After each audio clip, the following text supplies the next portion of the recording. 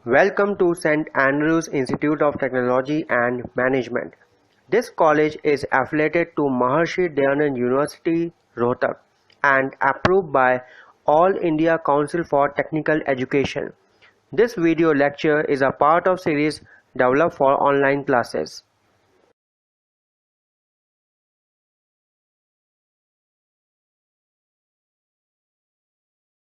Hello everyone, my name is Ashish Tripathi and I am working as an assistant professor at St. Andrews Institute of Technology and Management since 2015. My areas of interest are data analysis and data visualization, which are recommended to be a data scientist.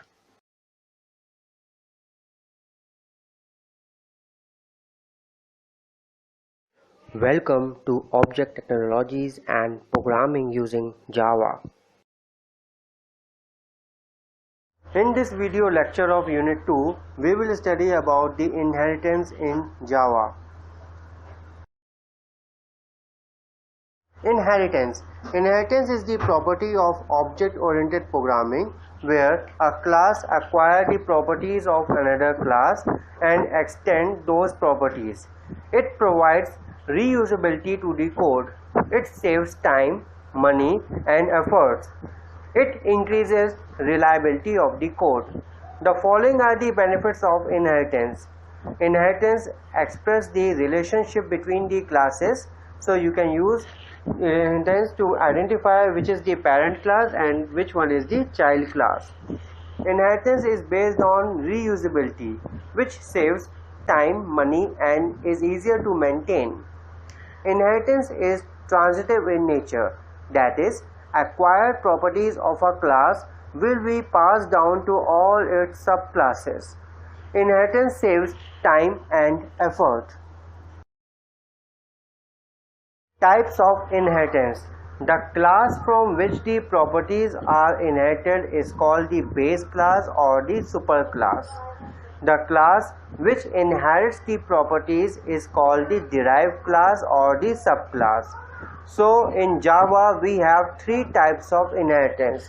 The first one is the single inheritance, when a subclass inherits directly from one base class. It is known as the single inheritance. Here in the picture you can see there is a base class X and from this Y subclass is being derived.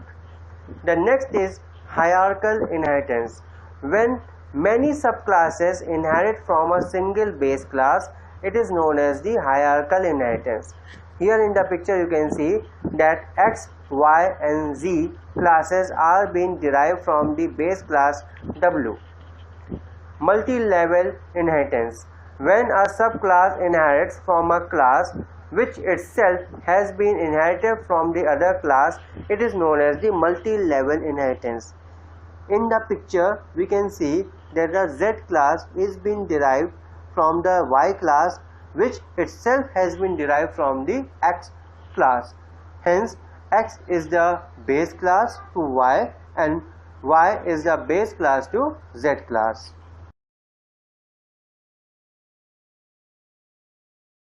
Here are the syntaxes for making the inheritance.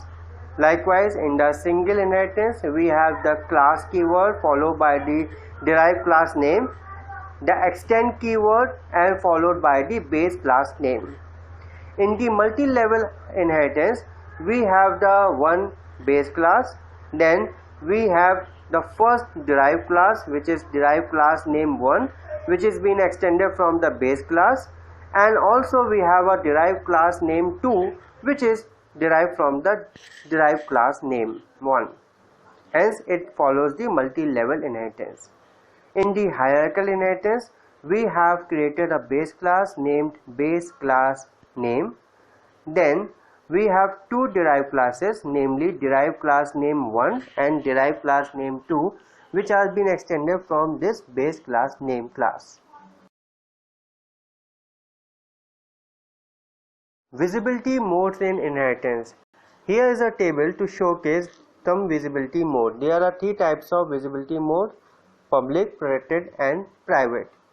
When the visibility mode is public, then the public members of the derived class will reside in the public members. In this, the public members of the base class becomes public members in the derived classes, and the protected member from the base class becomes the protected member in the derived class.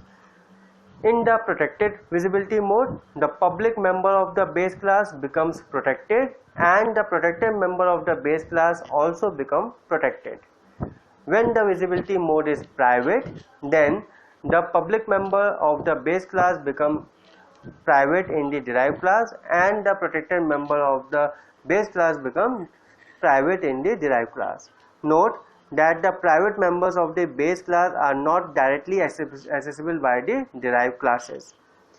We can derive privately when the derived class require to use some attribute of the base class, and these inherited features are intended not to be inherited further. We can derive protected when the features are required to be hidden from the outside world and at the same time required to be inheritable.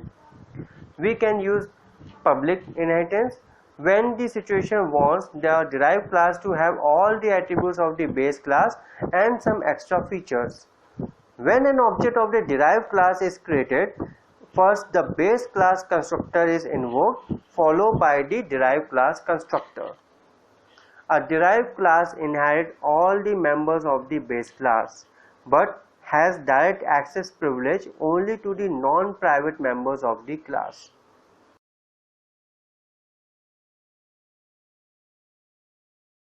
Final keyword. This keyword does not allow any modification or replacement of the definition in Java. The construct with which the final keyword is associated does not allow modifying or replacing its original value or definition. So, when you are using the final keyword with the variable, then that variable will be treated as the constant and its value can't be modified. For example, final float pi equals 3.14. When the reference variable is declared as final, then its reference can't be changed. So if you are making a reference of an object to a class as the final, then that object can't refer to any other class. When a method is declared as final, then the method cannot be overridden in the subclass. So if you precede the method definition with the final keyword, then that method cannot be rewritten in the subclasses with a different body. Similarly, when a class is declared as the final, then that class cannot be inherited. Hence, the non-abstract class can only be made final because the abstract class needs to be inherited, and the final keyword means that the class cannot be inherited.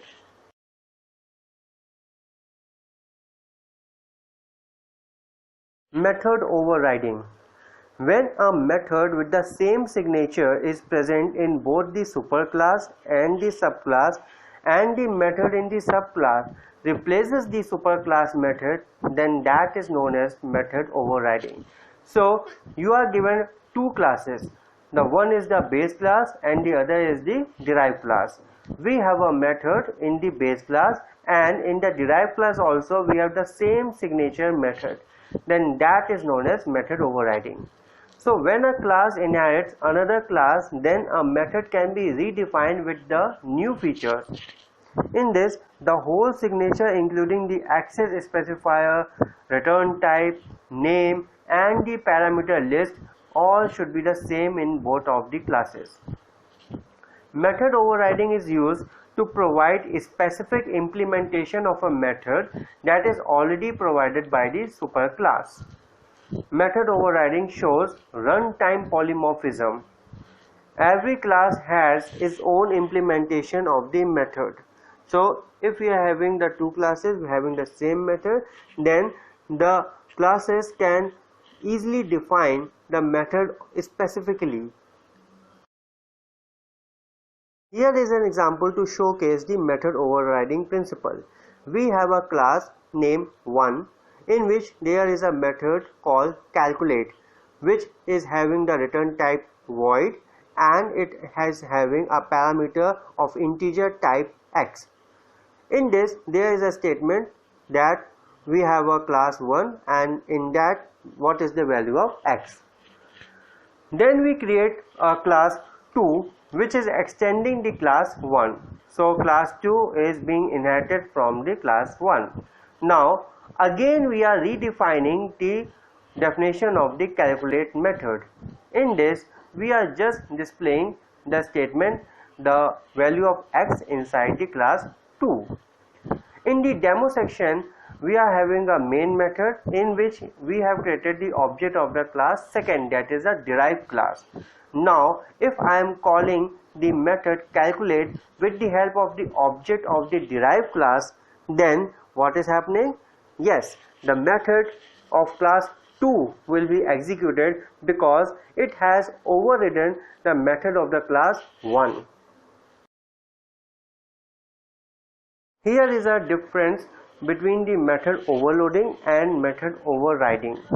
In method overloading, relationship is between the methods, whereas in the method overriding, the relationship is between the classes because it happens only in the case of inheritance. In the method overloading, separate methods share the same name, so only the name of the method should be the same, whereas the parameters or return type can be different. But in the method overriding, separate methods share the same signature. The whole signature of the method, including the return type, the parameter list, the name of the method, all should be the same.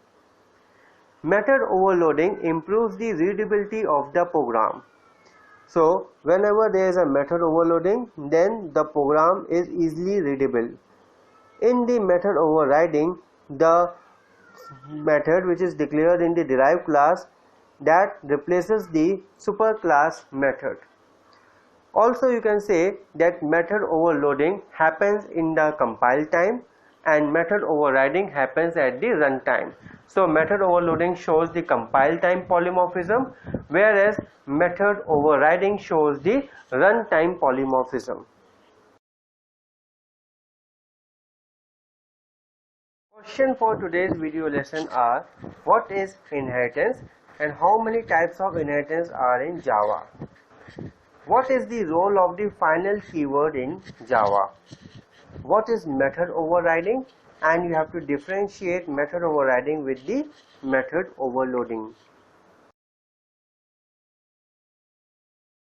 Thanks for watching this video. Hope you have learned about the inheritance in the Java. There are basically three types of inheritance: single inheritance, multi-level inheritance and hierarchical inheritance. Note, in Java we don't have multiple inheritance. Also you are aware about the final keyword, how final can be used to make the constant value, and final class cannot be inherited further. Also you have learned about the method overriding, in which a method declared in the base class can be overridden by a method derived in the derived class.